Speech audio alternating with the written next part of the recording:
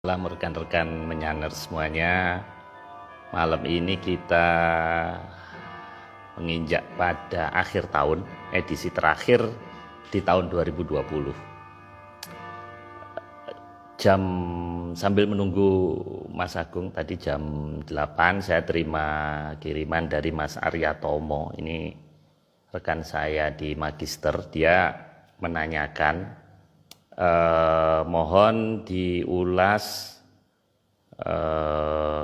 ini apa namanya, kemunculan UFO di China. Nah, ini sambil menunggu koneksi Mas Agung, ini saya cari linknya ada di detik.com. Jadi ada UFO berwarna pink. Nah, itu sebentar, ini nunggu Mas Agung belum muncul ini. Invite.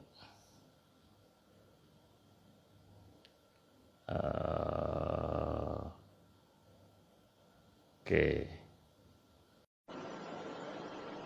Jadi UFO ini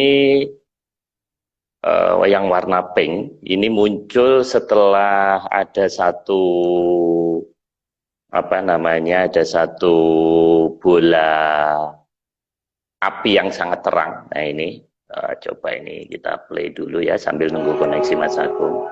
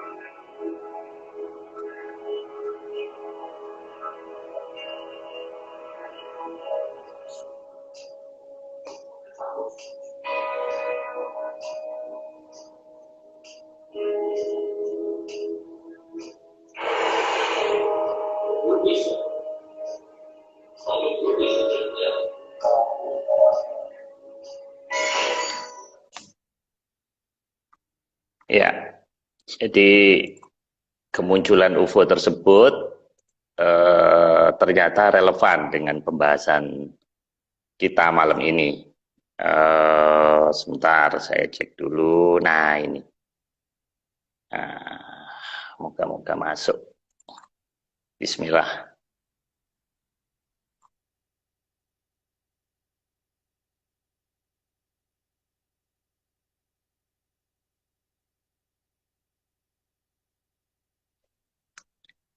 Tunggu dulu, rekan-rekan mohon sabar, ini masih muter.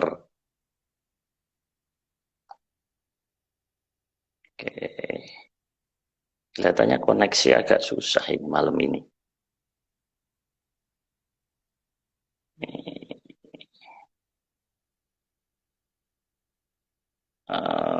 Oke, sebentar ini hilang lagi ini.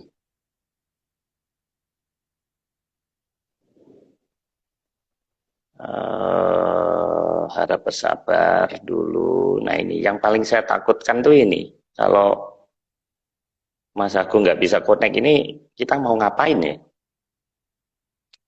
Coba ya, kita tunggu sebentar ya.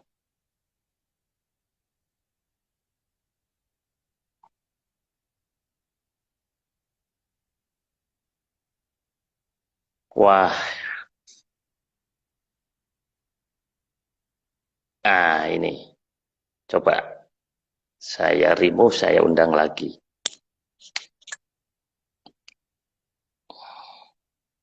Suara. Wah, ini waduh, Mas.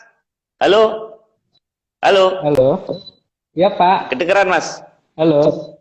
Wih, ini yang bikin susah koneksi karena Mas Agung pakai baju kayak begini nih.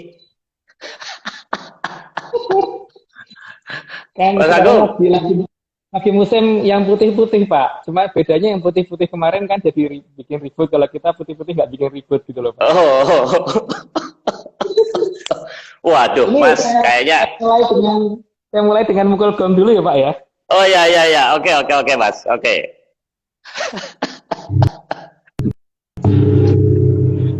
Wah, mantep ini. Ini Mas, kayaknya perlu buka praktek ini Mas gini. Ini kan Atlantis nggak ada duitnya Mas. Kayaknya kita perlu buka praktek perdukunan yang ketik rek itu kayaknya itu. Ini ini tadi saya 5 menit sempat keringet, ini dingin, saya nggak bisa gabung Mas Agung nih. Rupanya karena Mas Agung sedang pakai baju seperti ini dan ada apa itu kuda yang bercula dan sebagainya itu. Mas, tadi sebelum Mas Agung masuk, tadi kita play yang bola api yang di Cina itu loh Mas. Ada rekan yang pengen dibahas sedikit. Nah itu gimana Mas? Kelihatannya relevan. Terus ada yang apa fenomena kayak seperti matahari warna pink, cukup lama, 30 menit. Itu 12 jam setelah apa namanya? Setelah matahari itu lewat, kemudian muncul seperti pink itu cukup lama, 35-40 menit. Nah itu, dan itu di atas langit China itu. Ini fenomena apa Mas? Mungkin kalau pada mengikuti cerita kita, bisa dilihat kembali di cerita tentang waktu kita Natuna Utara. Jadi ketika kita membahas masalah Laut Natuna Utara, itu kita sudah menceritakan bahwa kalau Cina ini terus-menerus seperti itu akan ada peringatan, dan ini termasuk peringatan yang dikeluarkan dari pihak Atlantis. Jadi ini nanti diikutin terus saja Pak. Pasti peringatan tidak akan sampai seperti itu. Nanti lama-lama makin lama juga makin besar peringatan itu, dan akan menunjukkan bahwa kekuatan militer yang mereka punya tidak ada apa-apanya gitu nantinya.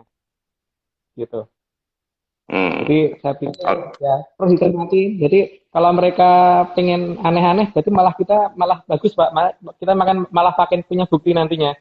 Jadi sekarang ini dengan mereka makin bertingkah seperti itu, berarti kita malah mendapat kesempatan untuk membuktikan apa yang pernah kita bicarakan di episode yang lalu gitu Pak. Oh. Jadi biarkan aja mereka seperti itu. Jadi malah supaya apa yang kita ceritakan makin terbukti gitu. Oke Mas, kok yo ini pas ya yang kita bicarakan. Oke Mas Agung, kita mulai saja. Jadi ini edisi terakhir di tahun ini Mas ya. Jadi edisi khusus ini, makanya iya Mas Agung pakai baju agak burek Mas ini gambarnya Mas Agung ya. Tapi tadi koneksi kan koneksi tadi kan sebetulnya udah bagus ya. Oke, kita lanjutkan Mas, nggak apa-apa. Memang segala sesuatu jangan terlalu jelas Mas. Nah, ini saya yakin pengaruh menyan ini. Jangan ya itu bener energi gong. Jangan membiasakan sesuatu tuh tuntas, jangan. Gitu. Nanti kalau tuntas semuanya kita nggak ada cerita lagi. Mas kita lanjutkan Mas. Karena nanti katanya mau ada hitung-hitungan. Ini apa ini? Saya juga nggak ngerti. Ini. Coba kita lanjutkan biar cepat. Sudah 72 ini rekan kita yang sudah join. Nah ini slide pertama, ini pesawat angkasa nih, versi fiksi ilmiah. Ini maksudnya apa Mas? Sebenarnya bukan cerita versi fiksi ilmiah sih Pak. Jadi, cerita fiksi ilmiah kan itu Star Trek ya. Jadi kan kita saat ini sedang membahas tentang armada antariksa dari Atlantis. Jadi kekuasaan mereka bukan hanya di sebatas bumi, sebatas sebatas lautan, sebatas daratan, sebatas udara, dan ini kita sekarang ngomong masalah jagat gede gitu. Jadi ada seperti itu. Jadi ini kan kalau fiksi Atlantis fiksi ilmiah menggambarkan pesawat modern itu seperti itu yang ada di cerita-cerita Star Trek. Nah, ini sebenarnya ada tapi bukan seperti itu bentuknya. Nanti akan dijelaskan lebih lanjut pada slide-slide berikutnya, Pak. Jadi kita akan menyatakan bahwa sebenarnya ada cerita itu, jadi yang membuat fiksi ilmiah ini mungkin adalah orang yang diberikan suatu belum mendapat, sehingga mereka menggambar dan waktu mereka menggambar gambar yang mereka berikan seperti itu. Gitu, Pak. Oke, kita lanjutkan slide kedua, Mas. Ini stasiun luar angkasa. Ini Ya. maksud Mas Agung Ini, apa ini? International Space Station, jadi ISS yang saat ini nyata. Kalau tadi kan yang tidak nyata. Ini sekarang stasiun ruang angkasa yang nyata yang dibangun oleh manusia, tapi di peradaban kita.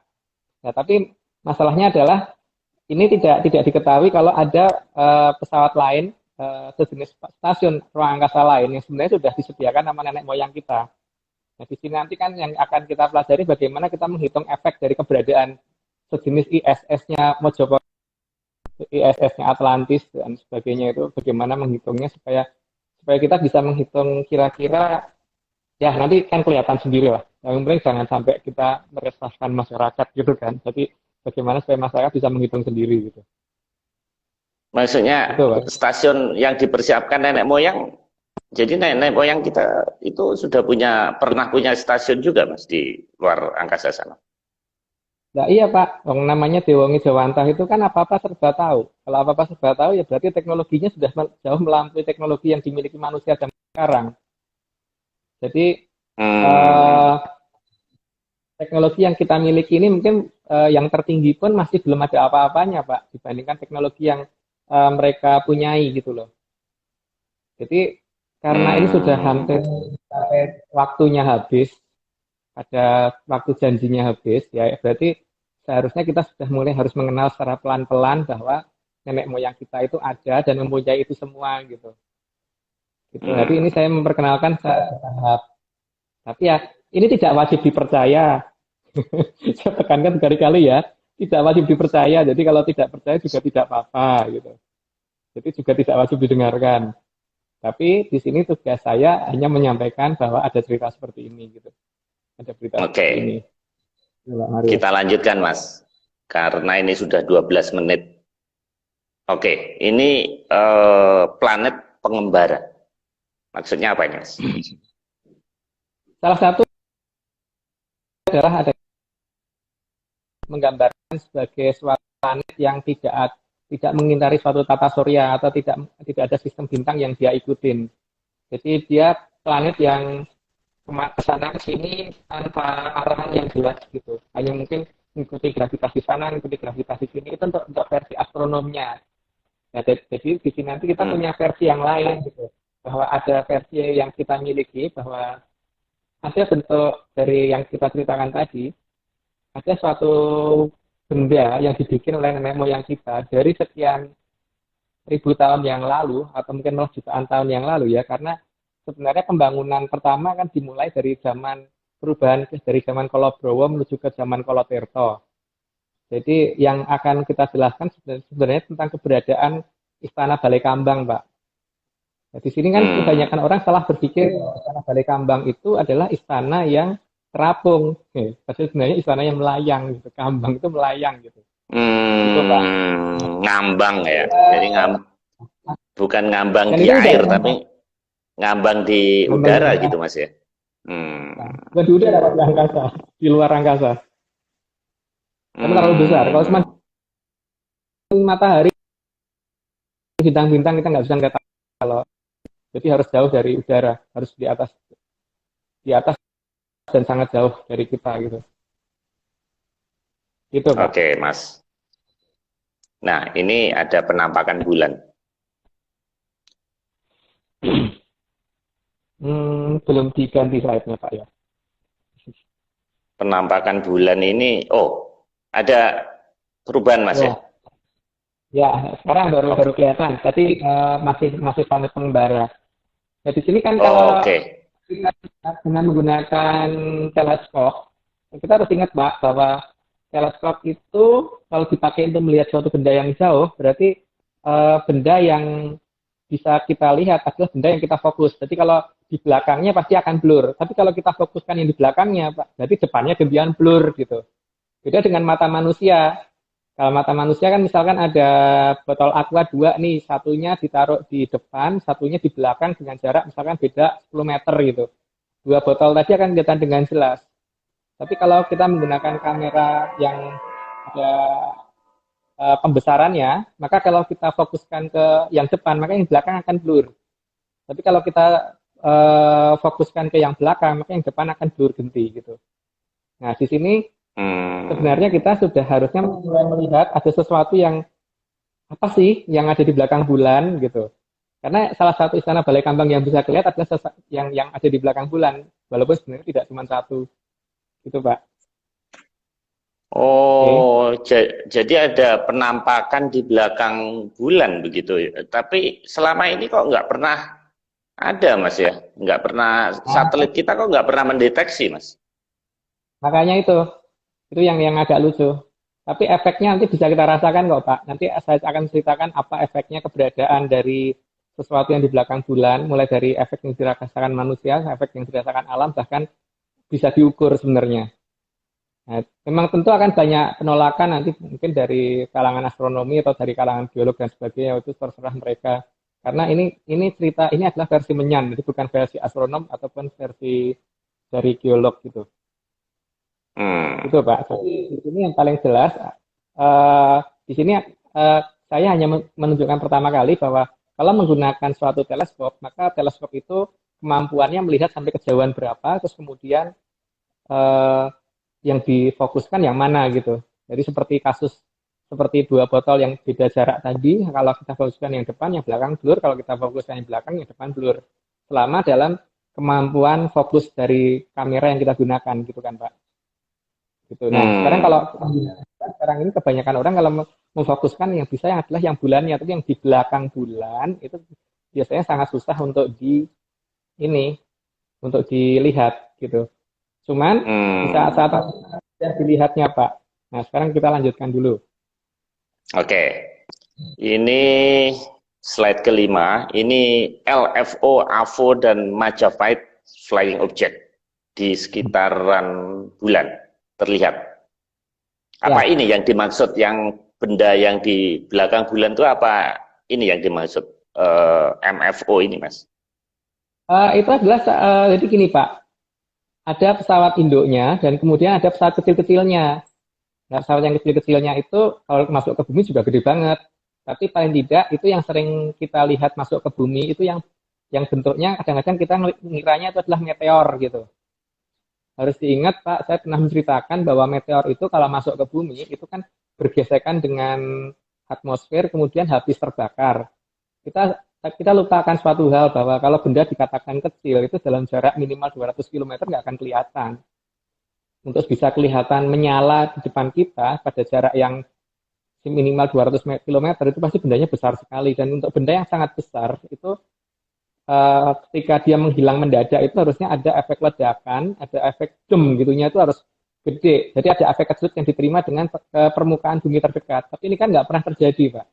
Jadi ini pesawat masuk dan yang memungkinkan adalah dari 3 peradaban tadi yang saat ini sebenarnya masih ada. Walaupun orang mengatakan mereka nggak ada karena masalahnya kan memang karena nggak bisa ngelihat, tapi ada gitu. Itu Pak. Oke. Kita ikutin aja ya bagi rekan-rekan yang agak bingung. Saya pun juga bingung. Bingung ya Pak.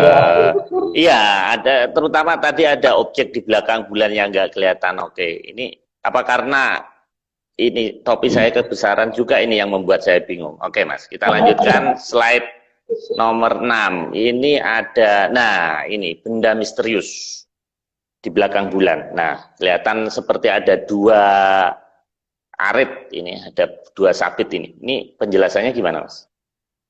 Nah, disitulah Pak yang pertama kali kita mau tunjukkan bahwa kita mengenal di negara kita ini ada Istana Balai Kambang yang pertama kali dibangun ketika perubahan zaman dari zaman Kolobrowo menuju ke zaman Kolotirto. Zaman Kolobrowo itu raja terakhirnya adalah Sang Mahaprabu Dewaesa.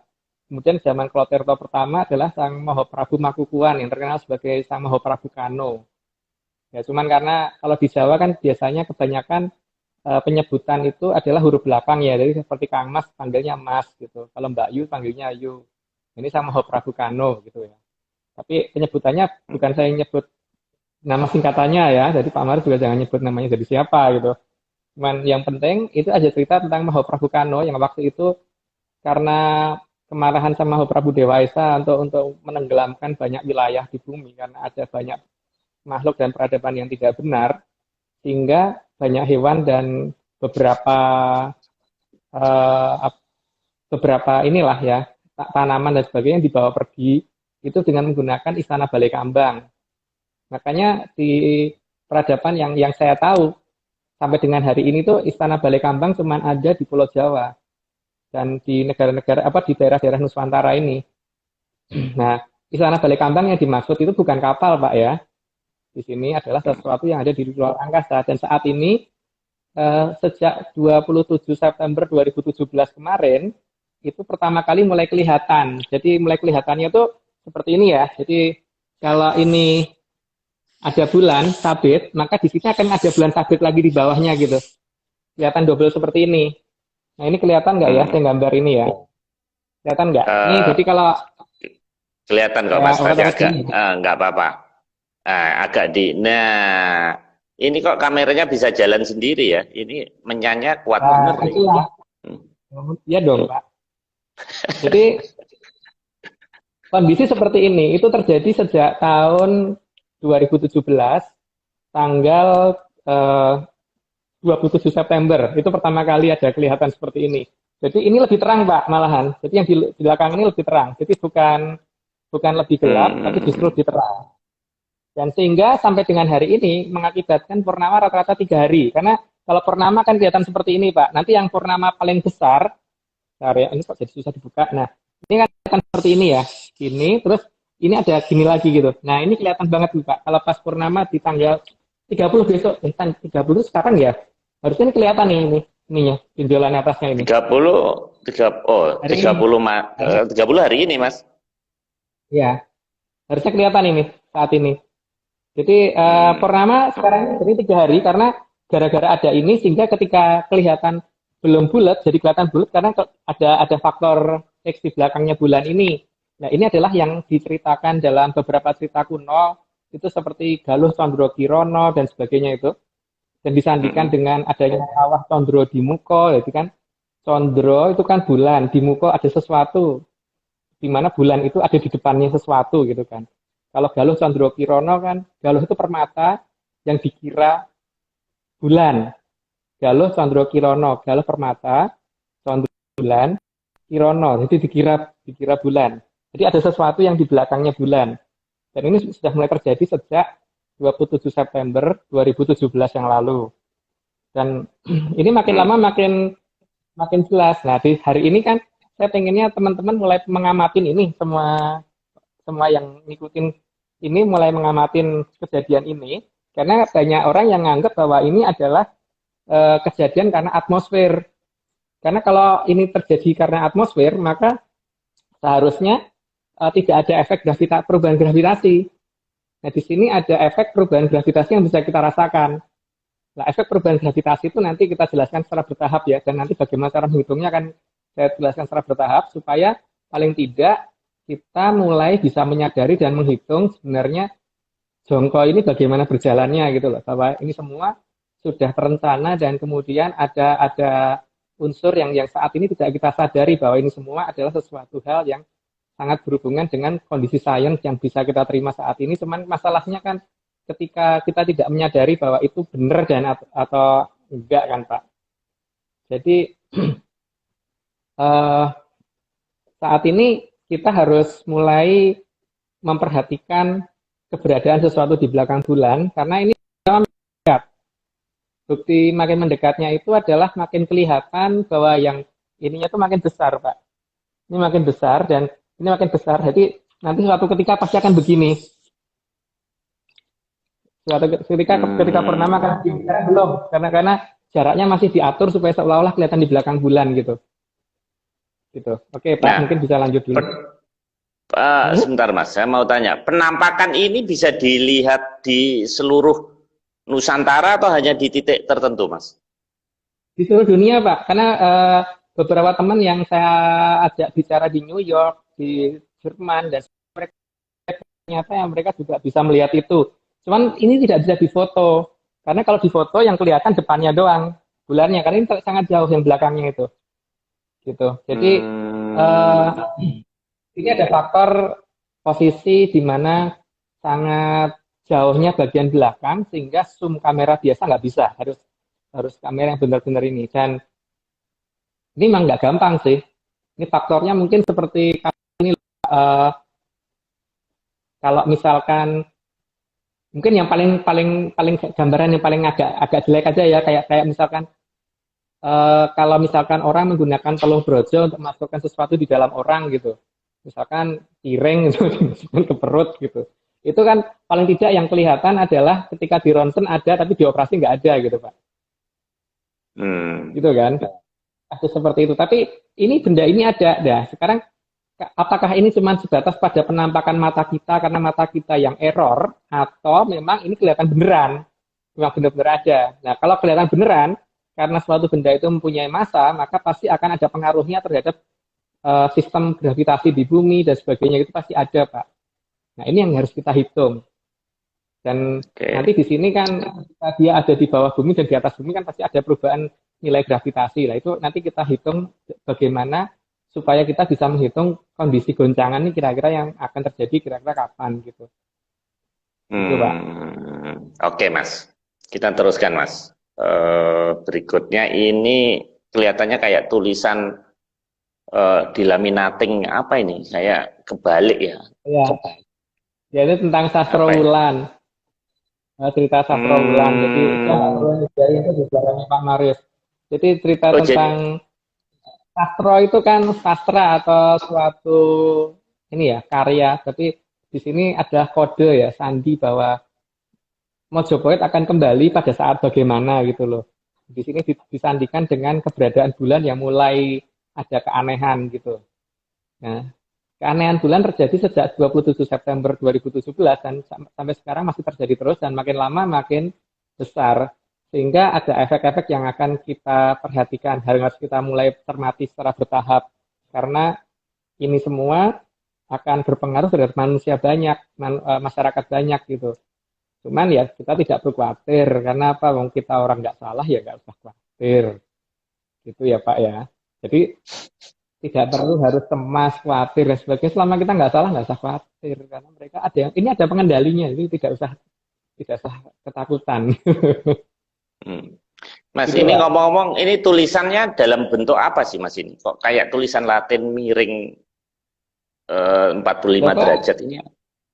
eh, itu tulisan dalam bentuk huruf yang ini sih, huruf yang agak mudah sebenarnya, bukan aksara nagari yang lama. Cuman ada cerita di situ yang bisa kita lihat gitu loh, bahwa menceritakan tentang Sasrawulan gitu Pak.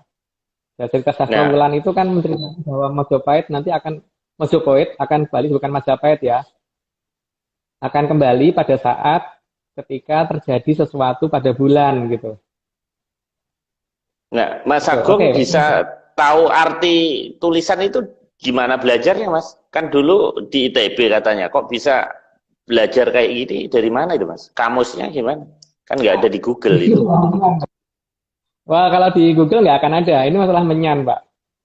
Masalah makanya kan eh, kan saya sudah ngomong Pak, bahwa saya punya teleskop khusus yang saya jelaskan minggu lalu gitu. Ada dua jenis gitu. Satu pakai menyan, satu pakai dupo gitu kan.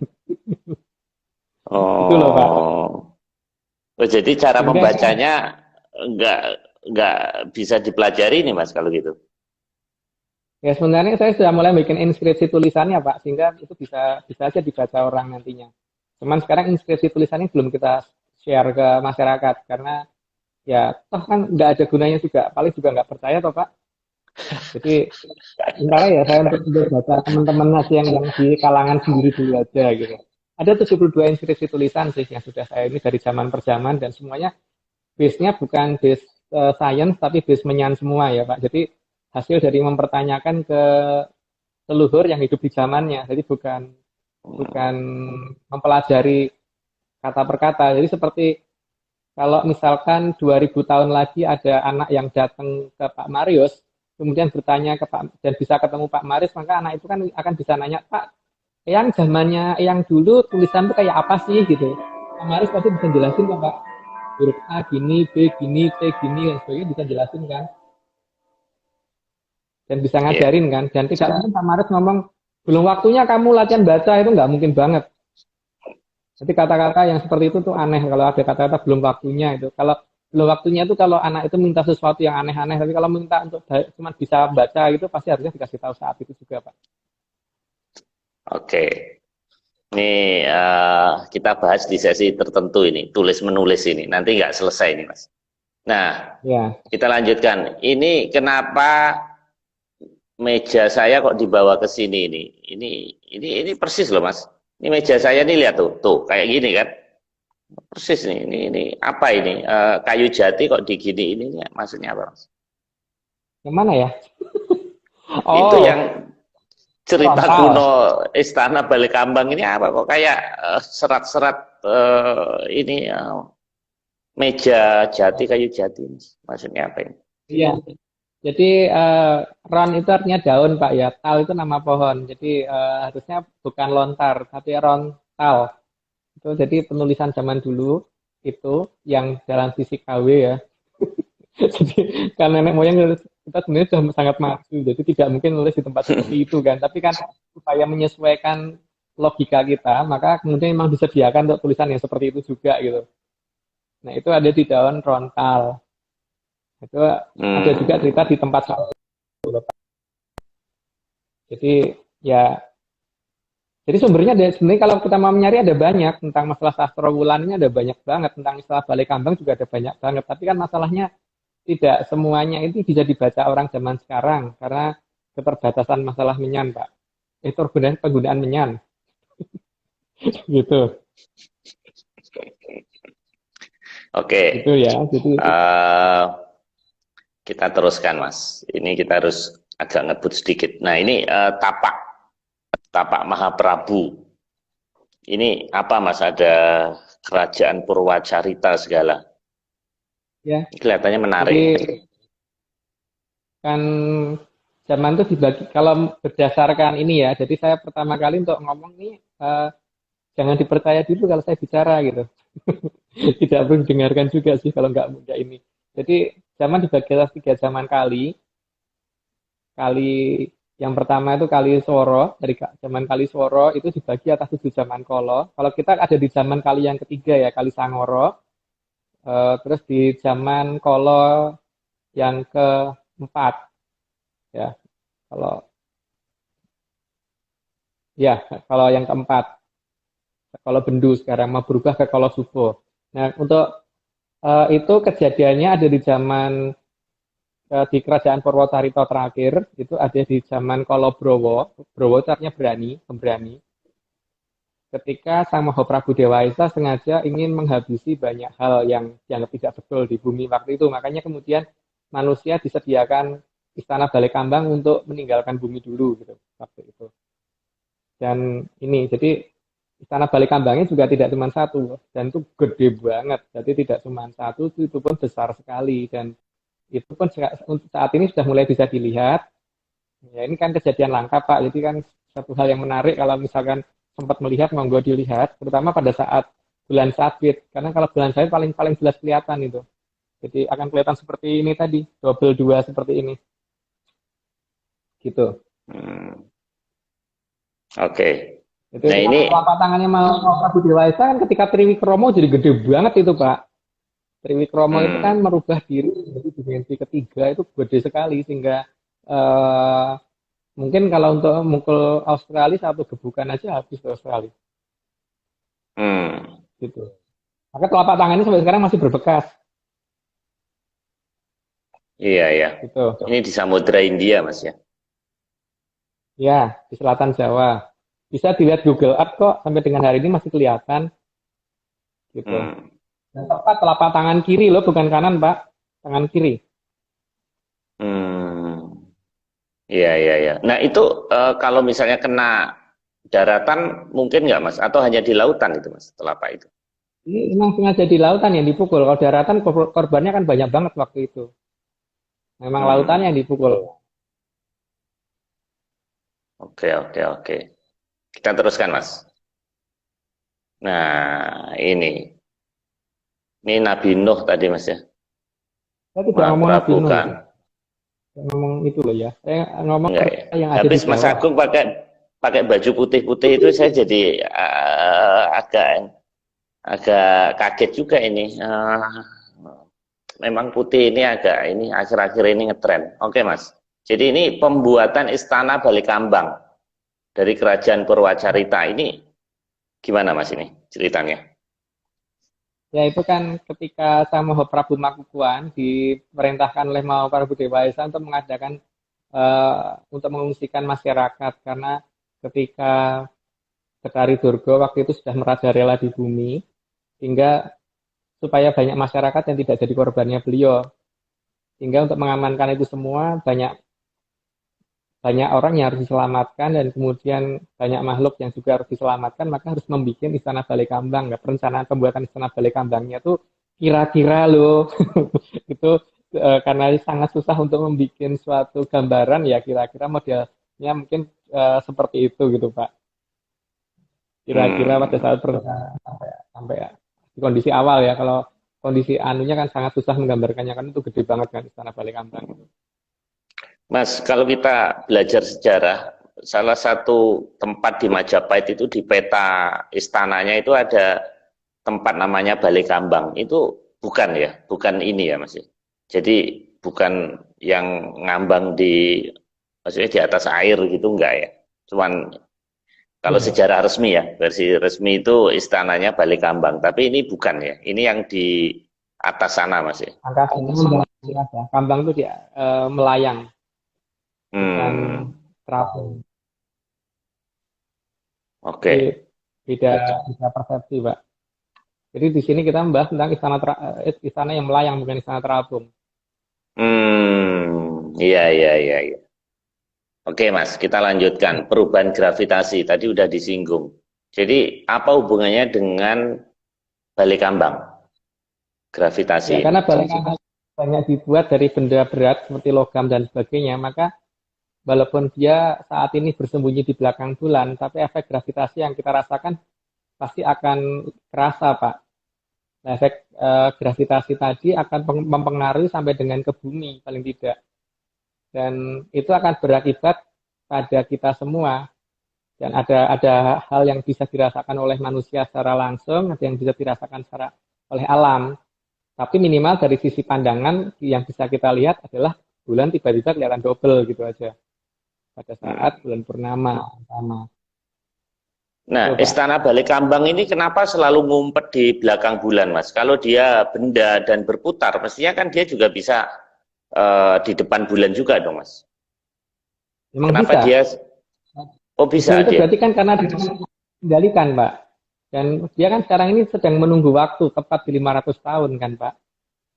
Sedang menunggu waktu, menunggu saat. Jadi bukan sedang sembunyi, tapi memang sedang menunggu, jadi sudah mulai mendekat dulu gitu. Jadi menggenapi cerita tentang Sastrawulan dan ya tentang Galuh Tondro Kirono dan sebagainya itu. Jadi kan banyak cerita yang disimpan menjadi cerita rakyat. Ini mulai dirubah ininya. Posisinya secara bertahap kan akan maju mendekat ke arah bumi. Gitu, Pak. Oke. Makanya nanti kan kita lanjutkan. Bulan gede kalangan itu kan karena ada sesuatu di belakang bulan yang lebih cemerlang dan itu lebih besar gitu loh. Nantinya. Nah, ini belum sampai di situ, tapi baru sampai pada posisi adanya kelihatan bulan akan kelihatan double pada saat pas bulan sabit gitu. Tapi kelihatan double itu bukan berarti benda yang di belakang bulan ini besarnya sama, Mas, dengan bulan. Masanya kira-kira perbandingannya berapa? Pasti bukan sama, Pak. Kalau sama, berarti kalau sama dengan bulan, dia berada di belakang bulan, maka akan kelihatan lebih kecil. Tapi kalau di belakang bulan dan kelihatan sama dengan bulan, berarti ukurannya pasti lebih besar, Pak. Seperti pada saat matahari terjadi gerhana matahari, kan bulan ada di depannya matahari, seolah-olah bulan ukurannya sama dengan matahari. Apakah matahari ukurannya sama dengan bulan? Kan enggak. Iya kan? Waduh. Jadi ketika dia bisa bulan dan posisinya bisa kelihatan sama dan posisinya dia sangat jauh sehingga sampai kamera biasa sangat susah mendeteksi itu, maka dia pasti bentuknya besar sekali, bukan kecil lagi, besar pakai kata sekali, Pak. Tapi nggak mungkin nabrak bulan, Mas. Nggak mungkin Yang nabrak. enggak, ada yang kendali, jadi bukan suatu benda alami. Kalau alamiah ya mungkin bisa aja tabrakan. Tapi kalau tidak alamiah kan ada yang ngatur, sehingga ngatur posisi jaraknya supaya tetap berada di belakang bulan dan sebagainya itu bagaimana kan mereka sudah hitung semua itu Pak. Cuman ya seakurat-akuratnya mereka tetap aja meleset-meleset sedikit gitu loh. Jadi seperti hari ada benjolan begini. Atau pada saat pas bulan sabit akan kelihatan seperti double begitu gitu. Itu Pak. Oke Mas, kita teruskan Mas. Ini efek dari gravitasi ini susah tidur. Ini jadi bukan gravitasi bumi Mas ya, tapi gravitasi tadi, benda yang di belakang bulan itu Mas. Ya, normalnya bumi itu gravitasi sekitar 9,8 meter per second kuadrat atau sekitar 10 lah ya. Nah, ketika ada benda di atas kita, maka ada sesuatu yang menarik kita ke atas. Karena ada yang menarik kita ke atas, maka yang terjadi adalah gravitasi akan berkurang. Ketika gravitasi berkurang, maka yang kita rasakan adalah kita jadi susah tidur kalau malam, gitu. Jadi gimana ya? Jadi, orang terkena jadi tidur gitu. Gravitasi dari luar bumi yang mempengaruhi kita sehingga kita terkejut untuk susah merem. Ya merem bisa tapi nggak lesnya akan lebih susah daripada sebelum 2017, Pak. Gitu. Oke, ini efek lain juga, Mas. Siang juga ngantuk. Ya, ketika posisi benda tersebut ada di bawah bumi, maka gravitasi yang terjadi adalah double, Pak. Gravitasi bumi dan gravitasi dari benda tersebut, sehingga terjadi akumulasi gravitasi yang lebih dari 9,8. Kalau tadi kan karena dia ada di atas, sehingga terjadi pengurangan gravitasi kurang dari 9,8. Karena lebih dari 9,8 akan mengakibatkan orang menjadi lebih cepat ngantuk, terutama pada saat di jam-jam siang hari sekitar jam 11 sampai jam 12-an itu, rata-rata seperti itu. Dan seharusnya di saat-saat awal-awal bulan itu, kalau sekarang mungkin orang sudah mulai agak terbiasa ya, mungkin di saat-saat awal sekitar 2017-2018 ketika belum terjadi pembiasaan itu, di akhir 2017 ya terutama, maka kadang-kadang kita akan merasakan seperti seperti kayak khawatir sesuatu dan nggak jelas gitu. Karena kan itu juga masalahnya seperti ini. Kalau kita naik jet coaster gitu Pak, pada saat jet coaster itu bergerak turun, berarti kan ada pengurangan gravitasi yang dialami oleh orang yang naik jet coaster tadi. Akibatnya kita merasakan berdebar-debar seperti itu. Atau misalkan kita naik lift, ketika lift bergerak turun ke bawah, maka kita pasti akan ada rasa sure gitu, ada rasa gimana gitu loh. Itu akan dialami pada saat di awal-awal. Kalau sekarang mungkin orang sudah mulai ada pembiasaan. Nah ini terjadi di awal-awal 2018 terutama, tapi sebenarnya terjadi awal banget itu di 27 September 2017 ketika Istana Balekambang pertama kali datang. Gitu Pak. Jadi Balekambang itu dulu sempat nggak kelihatan gitu Mas ya. Jadi double itu akhir-akhir ini ya. Iya, menjauh soalnya. Dia mulai menjauh. Oke, Mas, ini efek lain khawatir tanpa sebab. Ya itu yang terjadi di awal-awal 2018 itu yang harusnya pada banyak yang kerasa. Banyak teman yang ngomong ke aku tuh kok gelisah tapi nggak jelas kenapa ya gitu. Itu sebenarnya efek dari gravitasi tadi Pak. Efek dari perubahan gravitasi yang melemah. Gitu. Kalau gravitasi yang menguat biasanya yang terjadi ngantuknya setengah mati karena terjadi double ya, melebihi batas normal sehingga terjadi ya logikanya sih karena gravitasinya menguat maka kita jadi lebih gampang mengantuk, seharusnya emang begitu sih yang terjadi. Tapi ketika gravitasi itu melemah maka kita akan susah tidur, biasanya begitu yang akan dialami masyarakat ya. Tapi nggak tahu apakah semua yang di sini akan mengalami itu, monggo kerso masing-masing ya, apakah merasa apa tidak gitu. Oke, Mas, ini efek lain. Ini ada alam apa bumi merekah itu kan beberapa kalau nggak salah di Madiun atau apa itu juga dilaporkan ada gejala alam aneh itu apa ada hubungannya juga dengan gravitasi tadi Mas? Ini Pak, ketika gravitasi membesar, berarti kan ambil aja misalkan permukaan bumi itu seperti busa. Nah, ketika busa tadi ditekan, ketika gravitasi membesar, berarti kan kayak busa tadi ditekan dengan tekanan yang besar. Ketika gravitasi pas berkurang pada posisi yang minimum, maka seperti ketika spons tadi dilepas. Nah, sekarang tinggal ketahanan tanah ini bagaimana dalam mengatasi perubahan efek naik turunnya gravitasi ini. Jadi makin lama makin melebar soalnya. Makanya di sini nanti saya ingin menunjukkan bagaimana cara menghitung gravitasi itu supaya masyarakat kita mulai melihat bahwa oh di daerah ini sekarang range tertinggi gravitasi sekian, terendah sekian. Di daerah saya tertinggi sekian, terendah sekian gitu. Jadi supaya kita bisa ngerti bahwa daerah yang mana yang kira-kira nanti akan menjadi daerah yang paling kecil perubahan gravitasinya gitu. Sehingga itu yang harusnya menjadi daerah yang paling aman gitu Pak. Oke, kita teruskan Mas. Nah, ini gunung meletus juga ya. Iya, efeknya pasti akan seperti itu Pak. Ya, itu cuman saya ini kan bukan pakar geologi ya, pakar menyan ya. Jadi saya memperhitungkannya seperti itu. Cuma sebaiknya kan kita lebih baik paspodo kan, karena memang pesan dalam jongkonya Sri Jayabaya kan eleng lan paspodo. Paspodo itu bukan hanya waspodo karena kita mewaspadai ada sesuatu hal apa, tapi waspada juga waspada karena kita bisa memperhitungkan kira-kira akan bagaimana gitu kan. Saat ini kan kita belum tahu pada batas berapa sih perubahan range tertinggi dan terendahnya gravitasi berapa, tanah ini tidak bergetar gitu kan Pak. Ya. Gitu ya. Itu di chat ada Mas Henry Johnston nanya kaitannya dengan Sungai Berantas, bukannya Sungai Berantas apa kira-kira juga gravitasi ini Mas? Nah iya toh Pak seharusnya. Tapi kan itu ada perjanjian antara yang Jogo Kali dengan Sabdo Palon. Jadi itu lebih detailnya ditanyakan kepada yang pengadangan perjanjian, Mbak, bukan ke saya.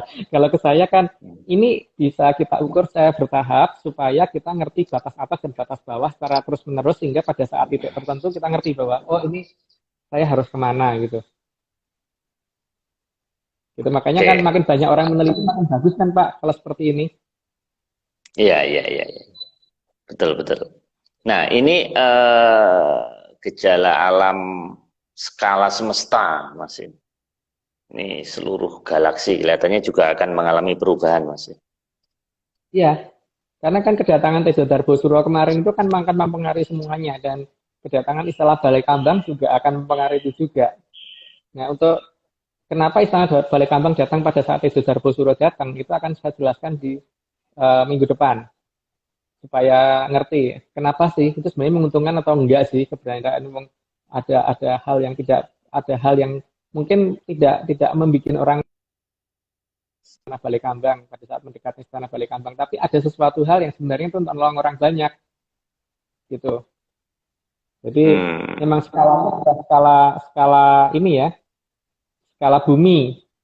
Karena Tejo Darbosuro yang datang sendiri ini saja kalau saya perhatikan mungkin sudah radiusnya sudah 4 kali Pluto dari matahari ke Pluto maksudnya radiusnya. Kalau di tahun 2014 kan masih kecil ya, mungkin hanya ya bukan kecil sih, sudah gede kalau ukuran satu bumi itu sudah gede. Tapi ya sekarang sudah lebih besar lagi lah. Nanti akan lebih besar lagi kan, sampai akhirnya lewat gitu. Oke Mas, sampailah kita pada cara menghitung gravitasi. Nah, ini pelajaran fisika ini. Ya, ini gimana ini? Pelajaran anak SMA Pak. Pelajaran anak SMA. Banyak di sini mungkin yang orang yang senang dengan fisika pasti sudah pada mengerti lah cara menggunakan bandul ya. Jadi di sini nih kan kalau yang kita kan kalau bisa menggunakan peralatan yang sangat sederhana supaya semua orang bisa ngikutin gitu. Karena kalau pakai peralatan yang sangat-sangat besar, mahal, mungkin tidak semua orang bisa gunain dan nggak semua orang tahu. Kita selalu menggunakan apa-apa yang sederhana yang bisa dicoba semua orang gitu Pak ya.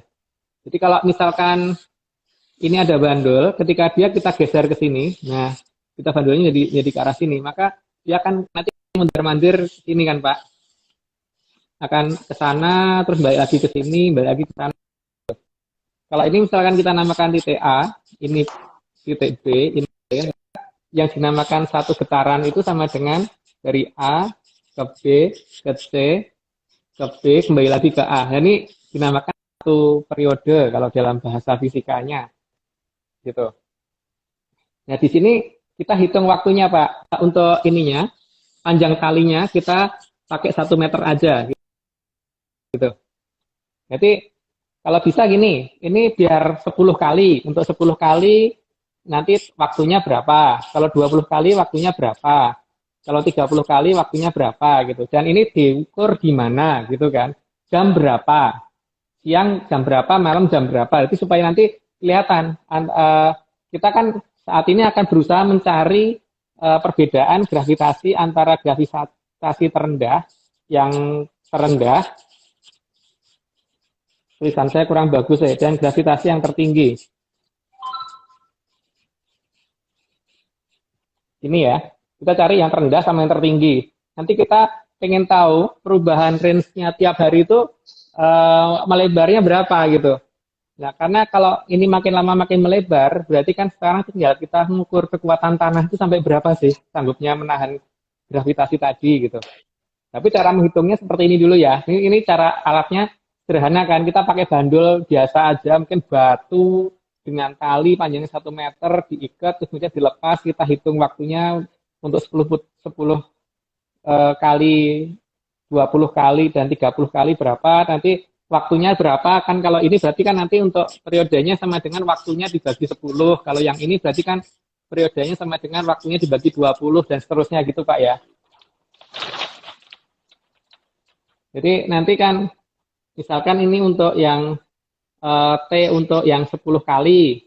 Terus ini kita hitung periodenya berarti kan sama dengan ini misalkan waktunya ini adalah 20 detik gitu. Berarti ini 20 per 10. Ini yang 10 kali. Kalau misalkan di sini ada 40, berarti di sini 40 per 20 dan seterusnya. Nanti kemudian kita bisa hitung rata-rata periodenya dulu. Nanti di sini kita akan mendapatkan waktu periodenya berapa second rata-rata. Gitu Pak. Nah kalau ini sudah kehitung, nanti ada cara lagi untuk menghitung gravitasinya. Gitu. Nah, oke, mungkin masuk ke slide berikutnya dulu deh Pak. Oke, ini tadi saya rasa les itu UMPTN Mas. Nah ini rumus apa ini Mas? Ada pi segala. Oh iya. T itu kan 22/7 atau 3,14 ya. Jadi kan nanti kan kalau kita sudah mendapatkan periodenya, kan periode itu sama dengan 2pi akar L per G. Yang kita cari kan nanti gravitasinya Pak. Jadi kalau ini kita kuadratin, jadi T kuadrat kan sama dengan ini ya, kali L per G, sehingga G itu sama dengan 4pi kuadrat kali L per T kuadrat. Nah ini yang akan kita hitung Pak. Ini berapa nilai ini? Tiap hari ada kenaikan tertinggi di berapa dan terendahnya di berapa. Tujuan dari menghitung ini tadi karena kita ingin mengetahui range gravitasi terendah dan tertinggi berapa, sehingga nanti kita tinggal membandingkan dengan kemampuan struktur tanah ini bisa menahan perubahan gravitasi sebesar berapa. Gitu. Dan ini terjadi di daerah mana. Maka di sini kan sebenarnya saya lebih senang ketika banyak orang mulai menghitung gravitasi di tempatnya masing-masing, sehingga kita bisa mengerti nanti yang range gravitasinya paling rendah, yaitu daerah itu harusnya aman-aman. Kita mulai kan eling dan waspodonya jadi dapat gitu loh Pak. Ini memang dengerin chat itu kayaknya kadang-kadang lebih lucu dari dengerin Mas Agung gitu. Dengerin Mas Agung pusing dengerin chat. Jadi ini katanya ujian masuk ke Balai Kambang. Oke Mas. Memang lebih rekan-rekan tuh lucu-lucu memang ini. Oke Mas, jadi tadi kalau yang saya tangkap, kita ngitung gravitasi ini untuk mengetahui apakah struktur tanah kuat menahan apa tadi benda yang besar tadi atau enggak gitu Mas ya? Iya. Jadi Dan itu di kan tiap-tiap kalau titik di rumah permukaan bumi beda-beda Mas ya? Di tiap-tiap ya titik pasti permukaan beda-beda. bumi. Pasti beda-beda karena mereka juga ngirim gelombang interferensi sehingga untuk wilayah yang sedang ada kerajaan di situ pasti akan dibikin aman oleh mereka kan Pak. Gitu. Jadi Ada. paling tidak Oh. ya kita harus mana sudah bisa ditahu di mana Majapahit sebenarnya gitu loh. Karena kita juga menggunakan Hmm. itu untuk melacak oh Majapahit di sini toh. Oh di sini ngumpetnya begini Hmm. toh. Kita kan menggunakan eh, pola pencarian menggunakan area 36 dengan menggunakan kompas dan sebagainya itu ini juga bisa digunakan gitu. Tapi cuman memang ya itu tidak gampang Pak ya karena faktor menyan itu menjadi faktor pertama penentu wilayah. Jadi bukan Iya, faktor iya. sains Pak ya, faktor menyan yang paling utama. Iya. Tapi malam ini Menyan tidak bisa mengatasi sinyal Telkomsel, Mas. Jadi ya kita agak putus-putus. Oke, Mas. Ya. Ini kayak lagu Lir-Ilir, Mas. Ini apa Ya, hubungannya dengan tidak penjelasan tadi? kan ada kata-kata ini kan, mumpung gede rembulane, mumpung jembar kalangane gitu kan. Gitu ya Pak. Mumpung gede jembar kalangane. Iya. Jadi yang ditunggu oleh kita adalah ketika balik kambang ini sudah mulai seperti ini Pak. Kali kalau ini bulan, ini jadi gini. Ini bukan halo Pak, tapi sesuatu di belakang bulan sudah sangat dekat gitu. Mungkin gambarannya kayak ke Hmm. gong ini deh. Kayak ke gong ini. Kalau di gong ini kan kelihatan Hmm. bulannya lah, ini yang di belakangnya gitu Pak. Hmm. Oh iya ya, berarti gong ini juga eh, apa Ya, simbolisasi dari Balai Kambang ini, Mas ya? balik kambang, ya. Hmm. Ya begitu Pak. Jadi paling tidak kita harus mulai ngerti kode-kode yang ditinggalkan oleh nenek moyang kita gitu. Gitu. Jadi termasuk Hmm. dalam beberapa gending Sekar Kaindran. Jadi kan memang di Serat Jongko kan disebut akan ada beberapa Sekar Kaindran itu ada dalam 3 bahasa kan, bahasa kita, bahasa yang kita mengerti dan bahasa yang tidak kita mengerti serta bahasa asing. Bahasa asing yang digunakan itu ada yang pakai menggunakan bahasa Inggris memang. Tinggal kita ngerti nggak Gending Sekar Kaindrannya ada disembunyikan di mana gitu. Nah, ini termasuk lirik-lirik termasuk Gending Sekar Kaindran yang menunjukkan bagaimana sih kembalinya nanti gitu. Gitu, Pak. Hmm. Iya, iya, iya. Dan apa yang harus kita persiapkan, Mas, itu, Mas? Kok kayak menakutkan? Saya lihat bulan jadi takut nih sekarang. Kenapa, kenapa harus takut, Pak? Justru yang harus kita persiapkan adalah Pak, kalau kita sekarang ini beramai-ramai kita menghitung bareng-bareng, kan kita jadi ngerti, Pak, bahwa oh ini range paling paling kecil ada di daerah ini gitu kan. Jadi range paling kecil ada di mana itu yang paling penting. Iya, iya, iya, iya. Karena kalau kita tidak menyadari itunya justru itu yang bahaya. Tapi kalau kita mengerti itunya, jadi kita kan malah malah ngerti oh ini di sini ini tempatnya lebih enak gitu. Kalau saya nggak mau lebih aman mungkin rame ya, lebih enak gitu aja. Nah, Jakarta aman nggak, Mas? Nah, saya hanya mengusulkan ke pemerintah segera mungkin memindahkan ibu kota gitu aja Pak. Jadi tidak menyatakan aman dan tidak gitu. Tapi Sungai Berantas ini kan harusnya segera dibuka kembali. Semoga aja pemerintah segera memindah ibu kota. Tapi ya itu terserah pemerintah, bukan saya yang punya wewenang loh ya. Dan itu Iya. bukan ancaman juga. Itu hak pemerintah, bukan hak saya. Saya hanya bisa mengingatkan sebaiknya segera mungkin pemerintah memindah ibu kota nanti-nanti gitu. Gitu Pak. Iya, iya, iya. Mas, itu ada yang nanya Banyuwangi itu. Hubungannya dengan Balai Kambang ada nggak, Mas? Nah, Istana Balai Kambang itu kan gede banget Pak. Jadi bukan satu kota saja. Bulan aja kalah gede. Dari Nanti Jawa pertanyaannya Timur aja udah kelihatan nggak nyimak ya. ya. Oke, oke, oke. Ini 2 hari ini bikin kernyit-kernyit nih saya hiburan tapi ya agak hiburan yang nggak hiburan gitu ya. Oke, nah ini saya udah ditegur sama Bel nih Mas.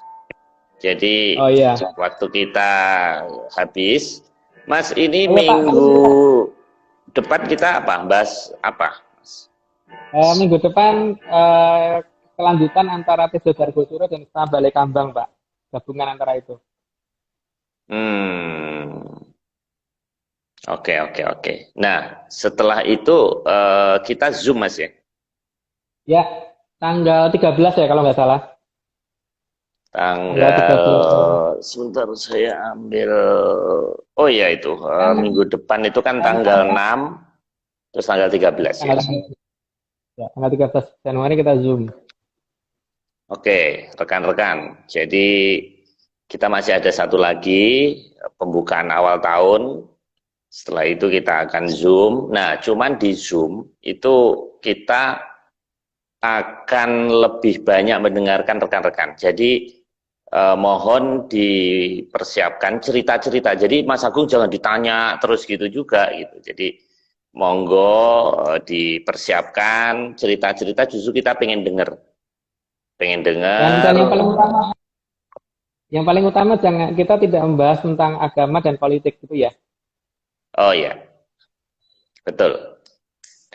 Tapi ada yang bilang tadi Mas Agung pulang umroh dari Balikambang lewat area 36 katanya. Kan ini Tapi udah pantas loh Mas. Ramai Pak, makanya saya pakai pakaian putih-putih, cuman pakaian putih-putih saya agak beda gitu kan. Gitu. Iya. Cuman yang pakaian Mas Nogo aja saya yang belum pernah. Ini kita sudah 8 bulan loh Mas.